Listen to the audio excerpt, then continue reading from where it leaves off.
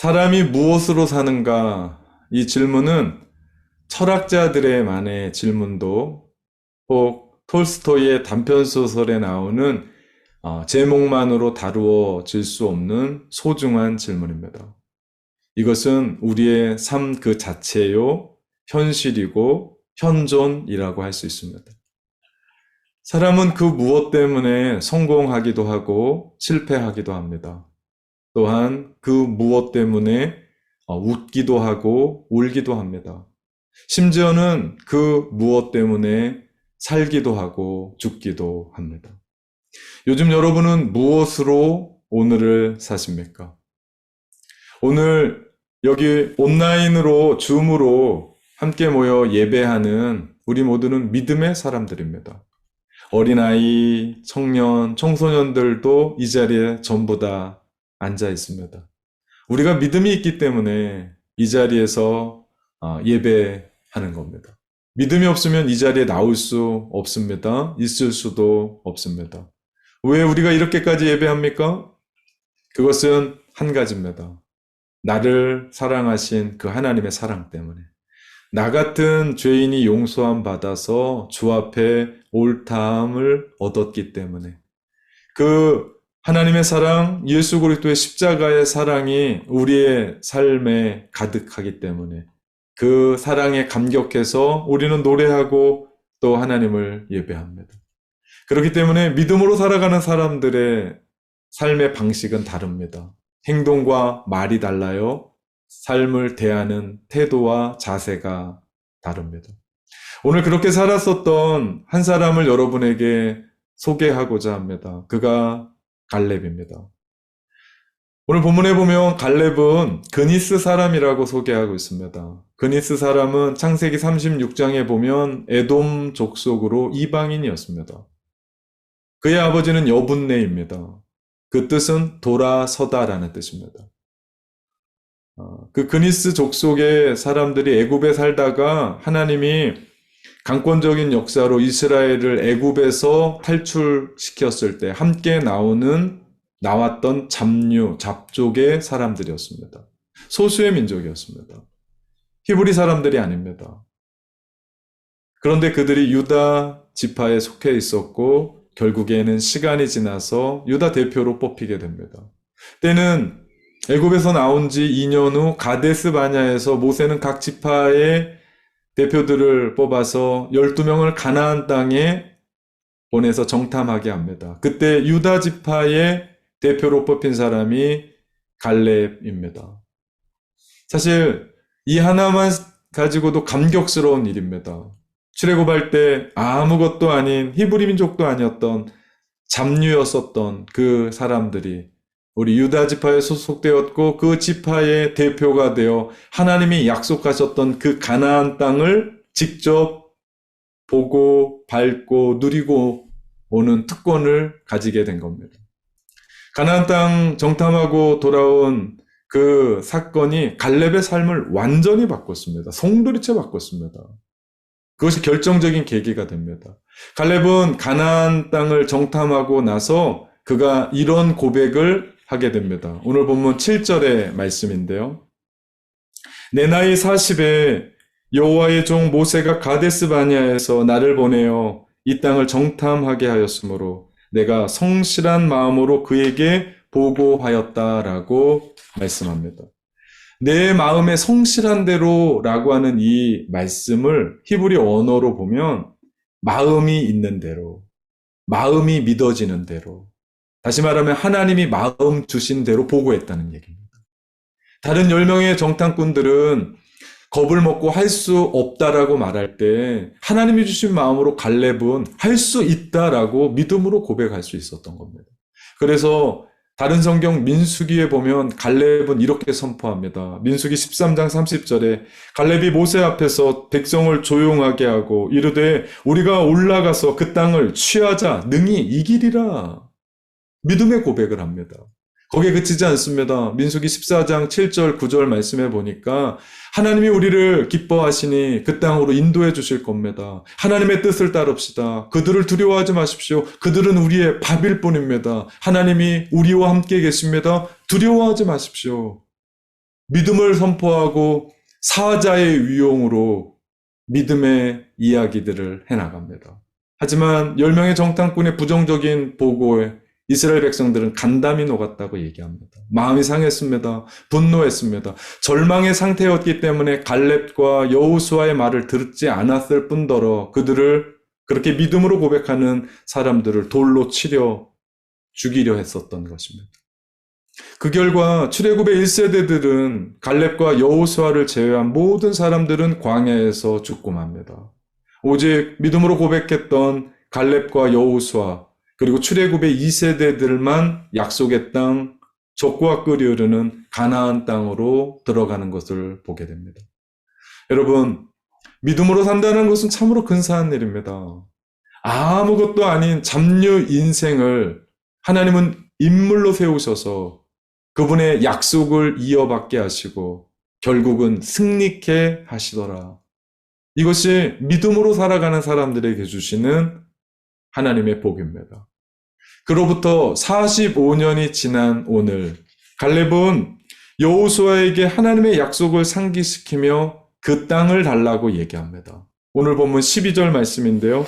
그날에 여호와께서 말씀하신 이 산지를 지금 내게 주소서. 당신도 그날에 들으셨거니와 그곳에는 아낙 사람들이 있고 그 성읍들은 크고 견고할지라도 여호와께서 나와 함께 하시면 내가 여호와께서 말씀하신 대로 그들을 쫓아내리이다 믿음의 고백을 하고 있습니다. 갈렙이 요구한 땅은 처음 정탐에서 그가 직접 밟고 살폈던 헤브론 산지였습니다. 이곳은 하나님의 노예였던 이스라엘 백성들에게 주시겠다라고 약속했던 바로 그 약속의 땅, 축복의 땅입니다. 또한 헤브론은 영적인 그리고 역사적인 의미가 있는 곳입니다. 그곳이 막벨라 굴이 있는 곳입니다. 아브람과 그의 아내 사라와 이삭과 야곱의 무덤이 있는 역사적이고 의미 있는 땅이었습니다. 그러니 얼마나 귀하고 사모할 만한 땅이었겠습니까? 또한 헤브론의 그 뜻은요, 하나님과의 교제, 펠로우십, 교통, 사랑이라는 의미가 담겨져 있습니다. 그래서 모두가 이 땅을 사모하고 소유하기를 원했습니다.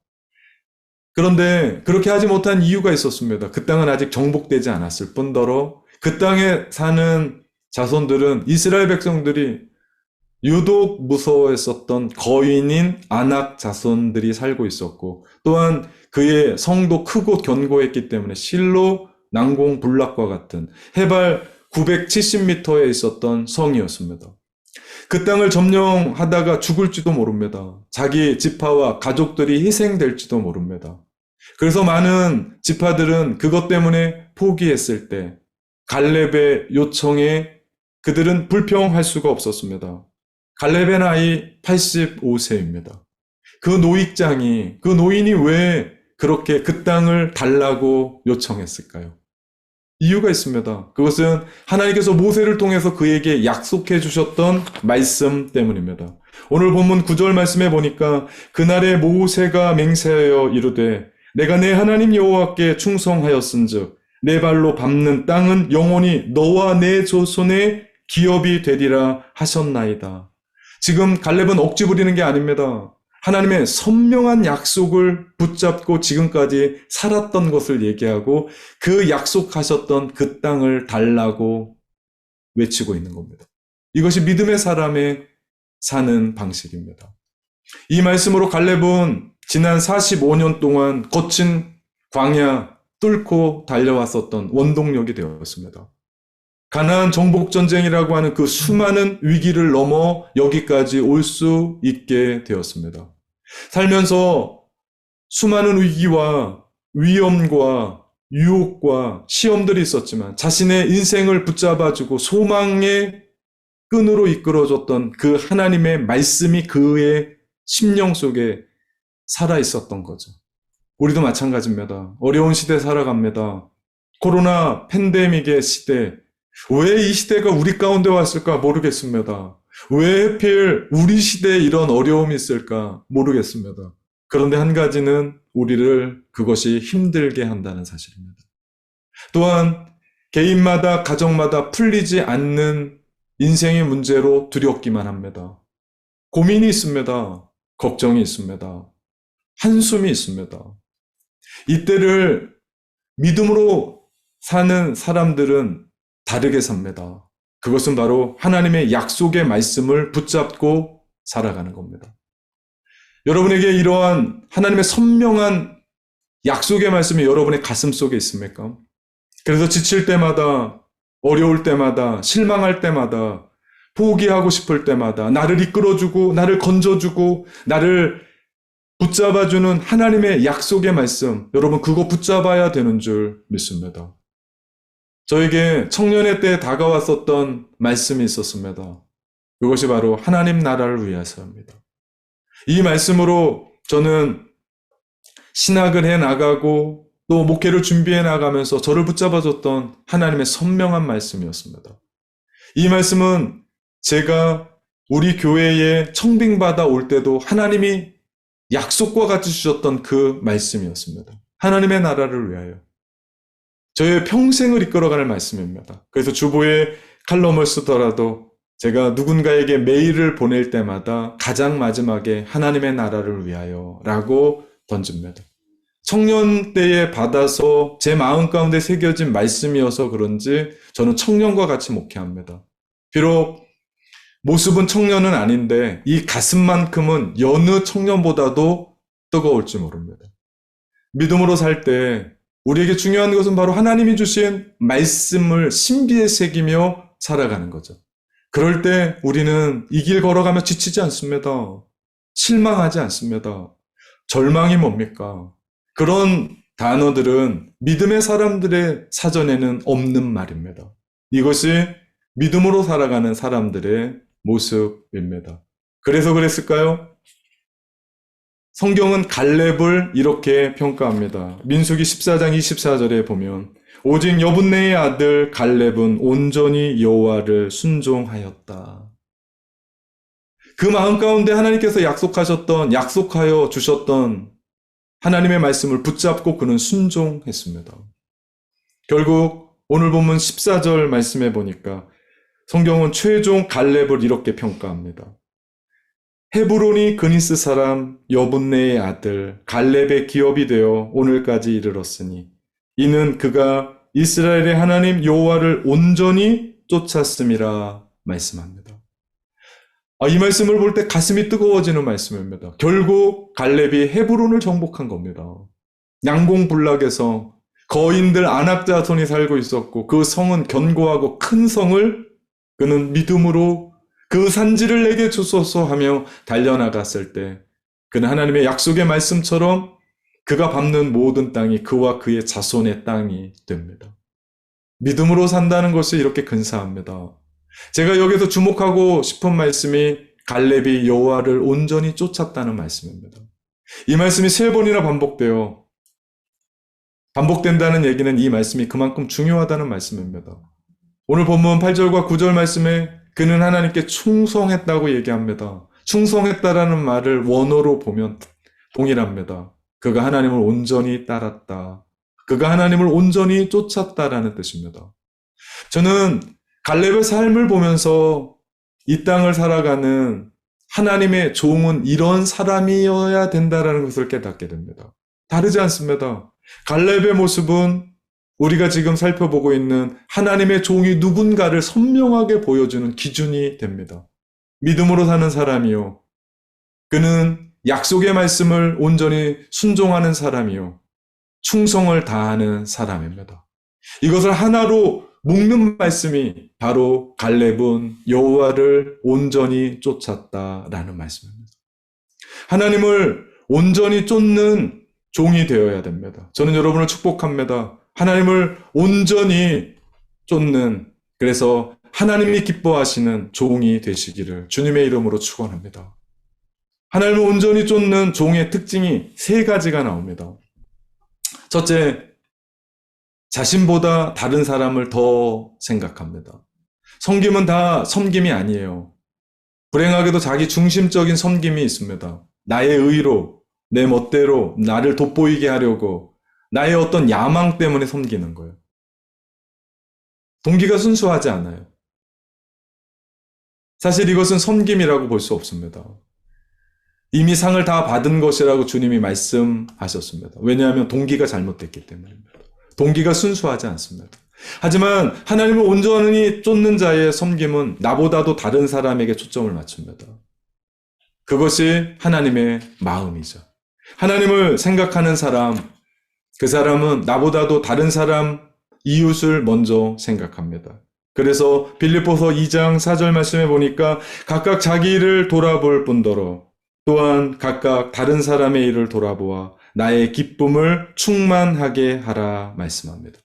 이 섬김이 결국 하나님을 기쁘시게 하고 내가 섬기는 이웃들을 행복하게 합니다. 이것이 진정한 섬김인 줄 믿습니다.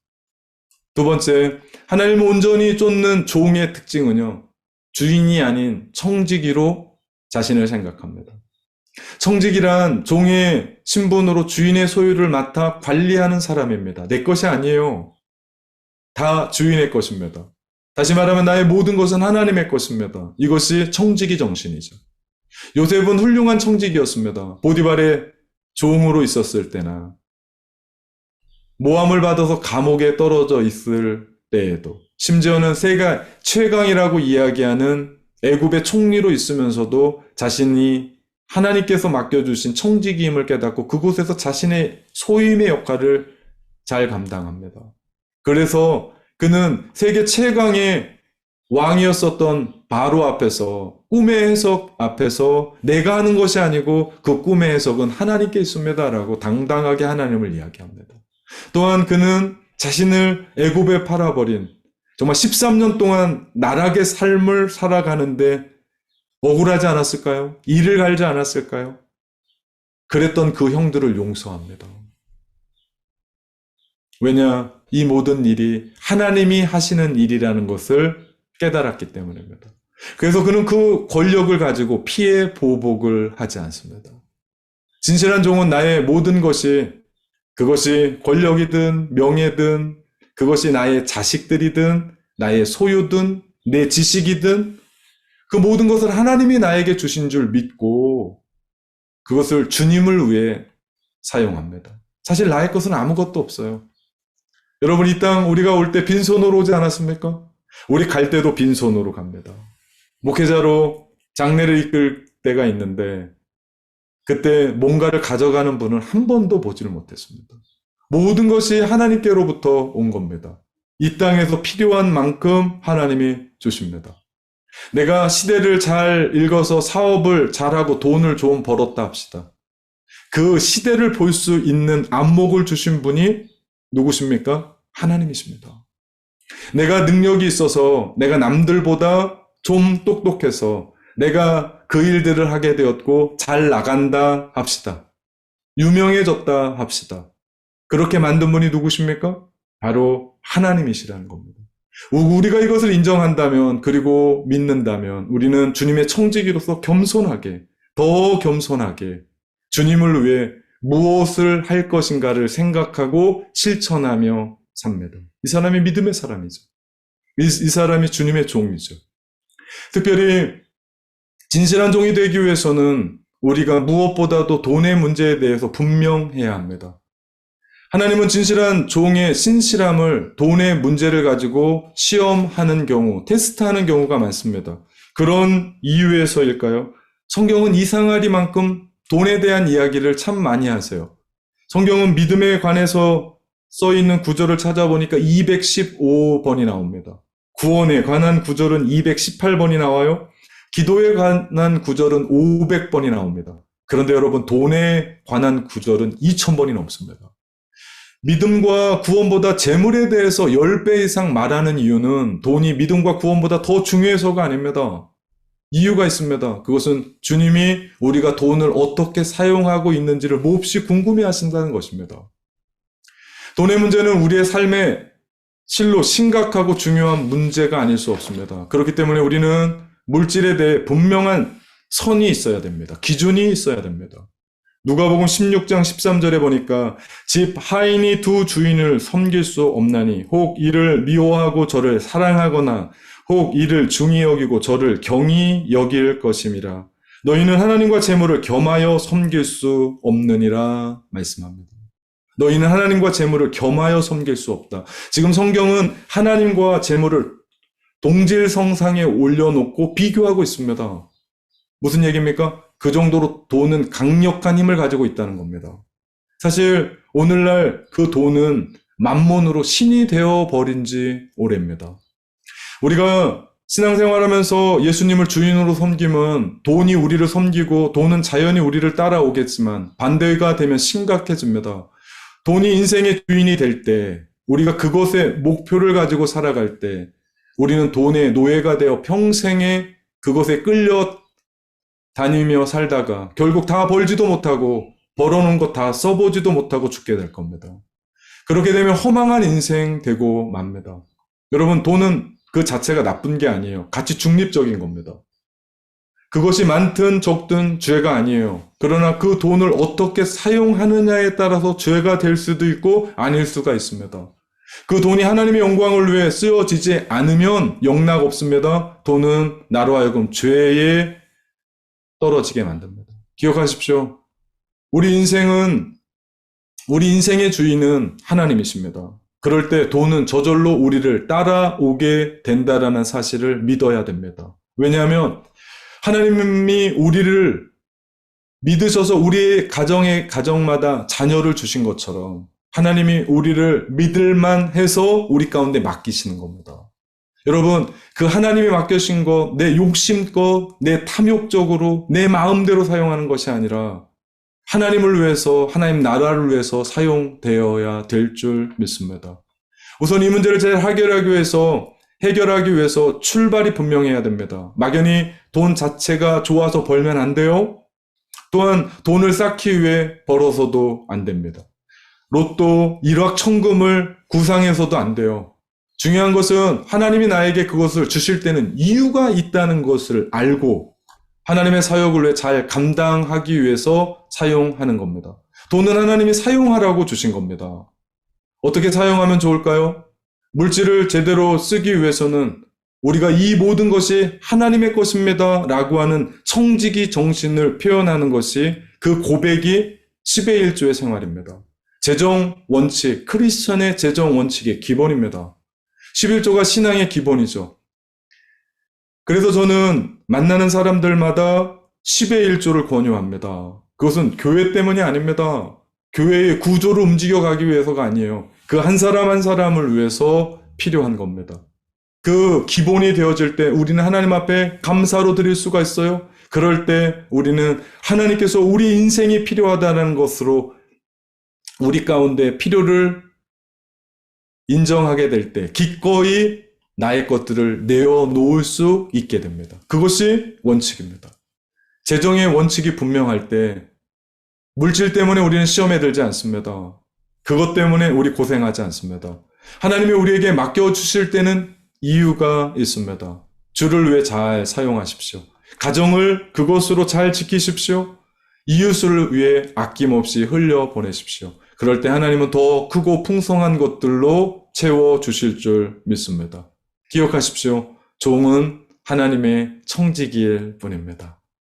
마지막 세 번째, 하나님을 온전히 쫓는 종의 특징이 나옵니다. 종은 사역을 의무가 아니라 기회로 생각해요. 어떤 기회입니까? 두 가지로 생각할 수 있습니다. 하나는 하나님의 일을 할 수 있는 기회입니다. 기회가 주어졌을 때 가만 보니까 그때가 힘이 좀 있을 때예요. 그때가 좀 내가 주님 앞에 최고의 것을 드릴 수 있는 황금의 시간을 드릴 수 있을 때입니다. 그때 하나님께 드리며 섬기십시오. 사실 지금이 기회입니다. 이 시간이 얼마 남지 않았습니다. 하나님께서 기회 주실 때 온전히 하나님을 따르는 겁니다. 다른 하나로 기회는 바로 상을 얻을 수 있는 기회입니다. 우리 인생은 이 땅을 살아가면서 우리의 인생이 이 땅으로 끝나지 않아요. 우리 코끝에서 호흡이 끝날 때 우리는 하나님 앞에 모두가 서게 됩니다. 그리고 우리가 이 땅을 살았던 행위대로 상을 받게 됩니다. 기왕 우리가 주를 위해 살기로 했다면, 그래서 믿기를 시작했다면 한 번 사는 인생 근사하게 주를 위해 살면 어떨까요? 바울과 같이 말이죠. 바울이 자신의 삶이 마지막 죽음이 다가옴을 깨닫고 그는 이런 고백을 합니다. 디모데후서 4장 7절, 8절에 있는 말씀입니다. 나는 선한 싸움을 싸우고 나의 달려갈 길을 마치고 믿음을 지켰으니 이제 후로는 나를 위하여 의의 면류관이 예비되었으므로 주 곧 의로우신 재판장이신 그날에 내게 주실 것이요 내게만 아니라 주의 나타내심을 사모하는 모든 자에게 돈이라 말씀합니다. 그렇습니다. 우리가 그렇게 주님을 위하여 섬길 때 의로우신 재판장이신 하나님은 우리에게 의의 면류관을 주실 줄 믿습니다. 우리 교회 안에 이름도 없이 빛도 없이 섬기는 분들이 참 많습니다. 그 중에 한 사람들이 교사입니다. 교회학교 교사. GS 어린이 부서에서 우리 AOC 청소년부의 교사들 얼마나 애쓰고 힘쓰고 노력하는지 모릅니다. 교사들 대부분이 싱글 청년들이에요. 그런데도 마치 자기가 낳은 자식인 양 예뻐하고 사랑하고 주의 말씀을 가르치고 그들을 보살핍니다. 사실 요즘 아이들 집에서처럼 말 잘 안 듣거든요. 그래서 속상할 때도 있고 자존심이 상할 때도 있거든요. 그런데도 주님의 사랑으로 품습니다. 모든 교사들이 그렇게 섬김을 다하는 것을 봅니다. 찬양으로 섬깁니다.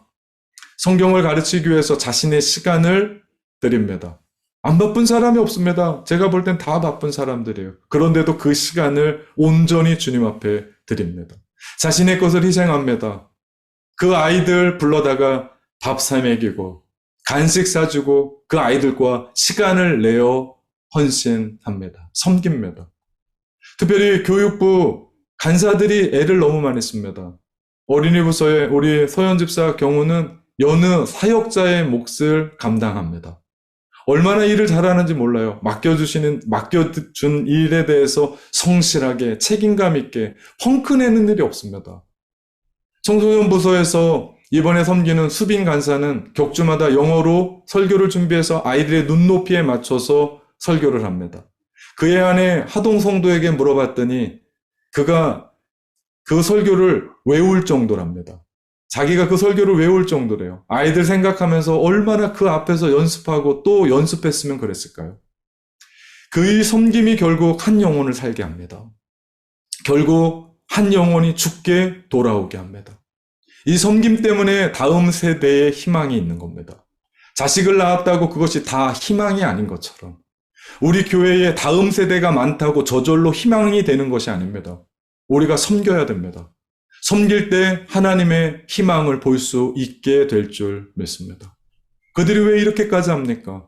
자신의 것들을 희생하고 시간을 내어주고 자신의 쌈짓돈을 아이들을 위해서 풀고 왜 이 일들을 합니까? 주님이 복 주실 것이기 때문입니까? 아닙니다. 그것은 자연스럽게 그들을 따라올 겁니다. 제가 봐도 그들이 참 멋지고 제가 봐도 그들이 수고가 너무나 귀한데 하나님이 그들을 돌보시고 그들을 이끄시고 복 주시지 않겠습니까? 그러나 이들이 그렇게 하는 이유는 복 때문이 아닙니다. 이들이 이렇게 하는 이유는 한 가지일 겁니다. 그것은 예수님의 사랑 때문입니다. 내가 그 주님의 십자가의 사랑으로 그렇게 구원받은 겁니다. 그 사랑이 너무 크고 그 사랑이 감격하고 그 사랑에 목이 메어서 그들이 그런 섬김의 삶을 살아가는 겁니다. 믿음으로도 종의 삶을 살아가는 겁니다. 다르지 않습니다. 사랑하는 참된 가족 여러분, 우리도 주님의 사랑을 그렇게 실천해 나가는 겁니다. 목이 메이도록, 감격하도록 그 사랑 때문에 그렇게 주님을 온전히 쫓는 것입니다. 이런 삶 살아가시기를 주님의 이름으로 축원합니다. 아멘.